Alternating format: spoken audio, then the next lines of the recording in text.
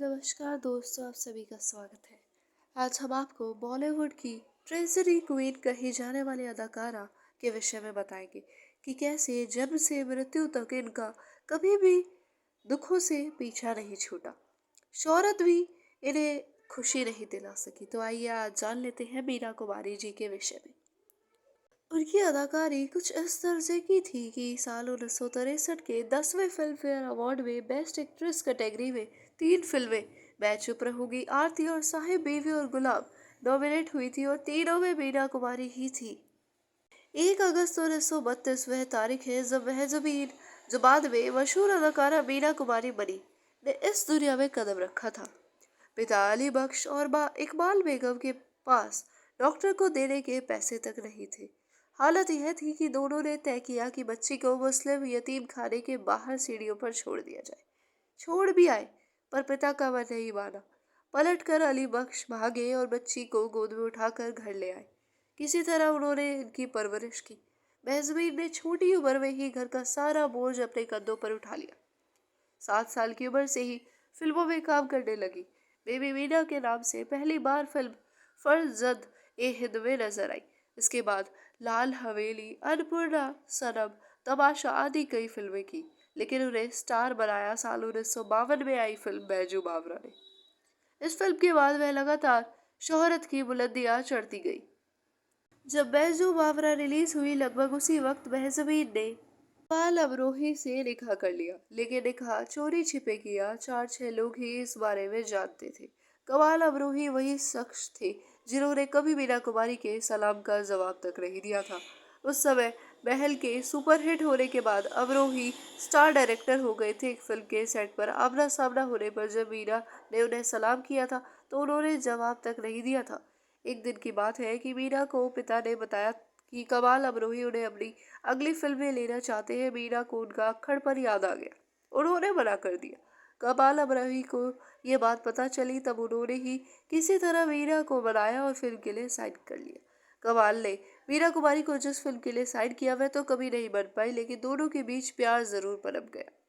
पहले से शादीशुदा अमरोही उनके प्यार में पागल हो गए। एक दिन उनके मैनेजर और दोस्त ने पूछा, अगर इतनी मोहब्बत है तो निकाह क्यों नहीं कर लेते। कमाल ने कहा, क्या मीना तैयार होगी। जवाब जानने के लिए कमाल के दोस्त और मैनेजर उनका पैगाम लेकर मीना के पास पहुंच गए। मीना ने कमाल से प्यार की बात तो मानी, पर शादी से इनकार कर दिया। बोली, अब्बा की इजाजत के बिना यह संभव नहीं होगा। दोस्त ने किसी तरह राजी किया, यह कहकर कि अभी निकाह कर ले और सही वक्त देखकर अब्बा अम्मी को भी बुला लेंगे। 14 फरवरी साल 1952 को दोनों का निकाह हो गया। कमाल अमरोही और महजबीन की निकाह की कहानी भी दिलचस्प है। 4-6 लोगों की मौजूदगी में 2 घंटे के भीतर दोनों का निकाह हुआ था। एक क्लिनिक में महजबीन की फिजियोथेरेपी चल रही थी। पिता अली बख्श रोज रात को 8 बजे महजबीन को उनकी बहन मधु के साथ क्लिनिक पर छोड़ आते थे और 10 बजे लेने पहुंच जाते थे। 14 फरवरी को इसी 2 घंटे के दौरान महजबीन का निकाह प्लान किया गया था। कमाल के मैनेजर दोस्त काजी और काजी के 2 बेटों के साथ तैयार थे। अली बख्श के जाते ही जब क्लिनिक पर पहुंचे, काजी ने फौरन कमाल और मीरा का निकाह पढ़वाना शुरू किया। काजी के 2 बेटों और कमाल के दोस्त ने गवाही दे दी। कमाल अमरोही सिया थे, जो पहले सिया रीति से निकाह पढ़वाया गया, इसके बाद सुन्नी तरीके से। रात के 9:45 बजे थे। मीरा और मधु ने काजी से कहा, जल्दी कीजिए। काजी ने फटाफट सब निपटाया। कमाल, उनके दोस्त, काजी सब चले गए। 5 मिनट बाद अली बख्श क्लिनिक पर पहुंचे और उन्हें सब कुछ संवारने लगा। वे दोनों बेटियों को लेकर घर लौट गए। पिता का गुस्सा देख महजबीन को सच बताना पड़ा। अली बख्श ने तुरंत कहा, तुम्हें तलाक लेना होगा। उन्होंने दोनों के मिलने पर पाबंदी लगा दी। शूटिंग पर मीरा के साथ खुद जाने लगे और हर तरह से यह सुनिश्चित किया कि दोनों करीब ना आ सके। उधर कमाल के कि बेगम को भी पता चल गया कि उनके शौहर ने दूसरी शादी कर ली है। बेगम बच्चों को लेकर अपने गांव अमरोहा चली गई। उनके रिश्तेदार तलाक के लिए अमरोही पर दबाव बनाने लगे। कमाल के सामने अजीब मुसीबत थी। पहली बेगम के रिश्तेदार तलाक के लिए दबाव बना रहे थे, दूसरी बीवी से मिलने नहीं दिया जा रहा था। वह हालात से तंग आ गए और एक दिन महजबीन को पैगाम भिजवा दिया कि इस निकाह को एक भूल समझकर खत्म कर देना चाहिए। फिर एक दिन मीरा कुमारी ने पिता से कहा कि कमाल फिल्म डेरा बना रहे हैं और इसके लिए उन्हें उनकी ज़रूरत है। अली बख्श भड़क गए। उन्होंने महबूब खान की फिल्म में काम करने के लिए मीरा पर दबाव डाला। पिता के दबाव के आगे मीरा झुक गई, पर शूटिंग शुरू करने के 4-5 दिन के भीतर ही महबूब खान से उनकी अनबन हो गई। उन्होंने सेट पर से ही पिता को फोन किया कि वे महबूब खान का सेट छोड़ कर कमाल के सेट पर जा रही है। पिता की ख्वाहिश के खिलाफ जाकर मीरा पति की फिल्म डेरा की शूटिंग के लिए चली गई, लेकिन जब रात को घर लौटी तो पिता ने साफ कह दिया कि माँ बेटी का रिश्ता खत्म, उन्हें घर नहीं घुसने दिया। मीरा कमाल के घर चली गई। इस तरह उनके ससुराल में एंट्री हुई। भले ही मीरा ससुराल पहुंच गई थी, पर उन्हें सुकून तब भी नहीं था। जिंदगी में एक के बाद एक ऐसे हादसे होने लगे कि मियाँ बीवी का रिश्ता बिगड़ने लगा।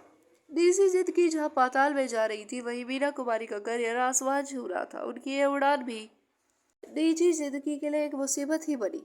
बैजू बावरा ने मीरा कुमारी को बेस्ट एक्ट्रेस का फिल्म फेयर अवार्ड दिलवाया। वह ये अवार्ड पाने वाली पहली एक्ट्रेस बन गई थी। उन्होंने एक के बाद एक शोहरत हासिल की, लेकिन निजी जिंदगी तो बहुत ज्यादा मुसीबतों से भरी रही। मीरा कुमारी की सफलता धीरे धीरे कमाल को खटक रही थी। दोनों के बीच कड़वाहट इस कदर बढ़ गई कि अब रोही ने मीरा कुमारी को फिल्में छोड़ने तक के लिए कह दिया, लेकिन मीरा ने इनकार कर दिया। तब कमाल ने शर्तें रखी, कहा कि शूटिंग के से शाम 6:30 बजे तक घर लौटना होगा। मेकअप रूम में मेकअप मैन के अलावा किसी की भी एंट्री नहीं होगी, सिर्फ अपनी कार में चलेगी। मीरा ने कमाल से प्यार के चलते मान ली, लेकिन दोनों के संबंध फिर भी नहीं सुधरे। कमाल जब पाकिजा बना रहे थे तब बुरी तरह आर्थिक संकट में फंस गए। मीरा ने अपनी सारी कमाई देकर पति की मदद की। इसके बावजूद ये फिल्म बनने के दौरान दोनों के संबंध लगातार खराब हो गए। नौबत तलाक तक पहुंच गई थी। मीरा कुमारी की तबीयत भी खराब रहने लगी। पैसे भी नहीं थे, शोहर भी नहीं, नींद चैन सब खो गया।